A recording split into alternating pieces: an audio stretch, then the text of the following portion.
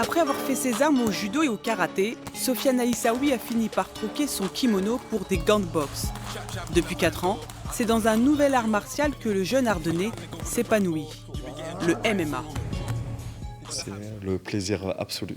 Je ne peux pas l'expliquer, voilà. C'est mon défouloir, c'est ma seule façon de m'exprimer sans gêne, sans tabou. Déjà de base, j'ai pas de gêne, j'ai pas de tabou, mais alors là, c'est vraiment le top du top. En 2017, il décroche sa première ceinture mondiale.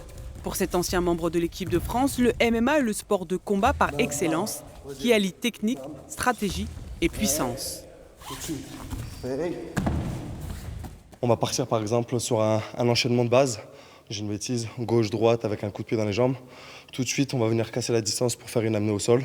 Soit une amenée au sol type judo, soit une amenée au sol type lutte. Et ce qui est le plus dur dans le MMA, c'est pas de savoir boxer ou de savoir lutter ou de savoir faire des phases au sol, c'est les transitions qu'il y a entre les 3 disciplines. Donc il faut vraiment travailler les 3 disciplines en même temps.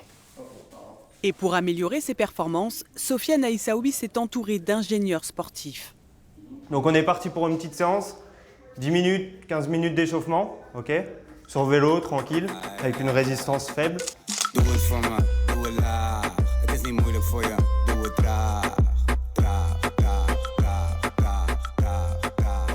Ce jour-là, la séance de training se déroule sous 40 degrés.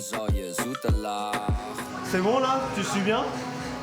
Vous êtes trempé. C'est parfait, c'est le but, le corps travaille. Au programme, du cardio et des exercices de gainage. Durant 1 heure, le corps doit s'adapter à ce milieu difficile et inhabituel. L'objectif, augmenter ses capacités physiques et travailler son mental.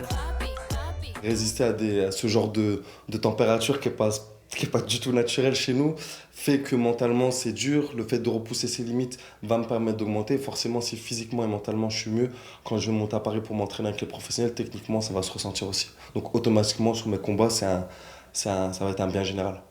Un bien général prouvé scientifiquement, effet positif garanti après 10 séances d'1 heure.